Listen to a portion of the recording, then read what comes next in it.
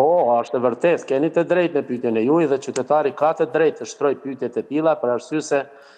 drejt për drejti është përgjegjësi, pra zgjedhja, delegimi dhe mandej verifikimi i kandidatëve për trupat zgjedhore, prej vëzhguesve deri te komisionarët në vend votimi dhe në qendra votimi, është fillimisht e drejtë e partive politike që pastaj dërgohen propozimet e tyre në Komision Qendror Zgjedhor dhe atje bëhet verifikimi dhe konstatimi i këtyre njerëzve që janë edhe kompetent edhe të trajnuar edhe të sigurt të ndershëm, pra që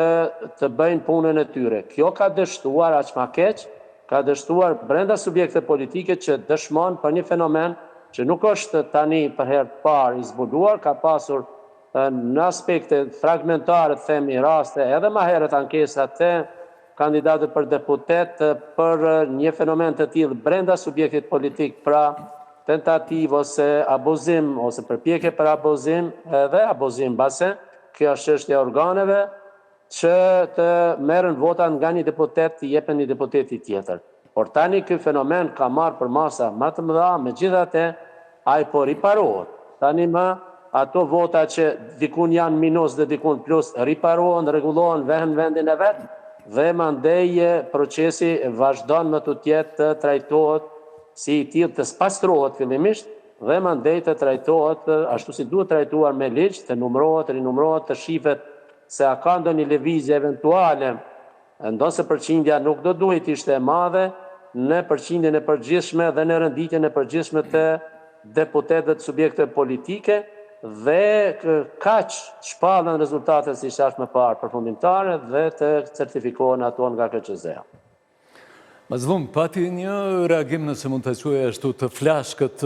partive politike lidhur me këtë dukuri të cilën do doja përgjigjen tënde për vjedhjen e votës brenda llojit vet. Është përgjegjësi parsorë, direkte dhe burimore e subjekteve politike. Thash më parë, po e përsëris në mënyrë tjetër, se ato janë pra subjektet politike që këta njerëz i kanë zgjedhur, i kanë deleguar atje. Elementet e nepotizmit dhe më tepër se shkeljet e vepra penale që parashihen me kodin penal, veprat penale kundër zgjedhjeve, pra siç janë kërcënimi, rasti i Prizrenit dhe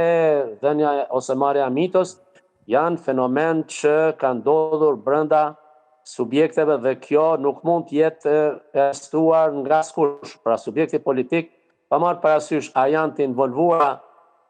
strukturat e subjekte politike ose segmentet e tyre ose edhe eventualisht deputetët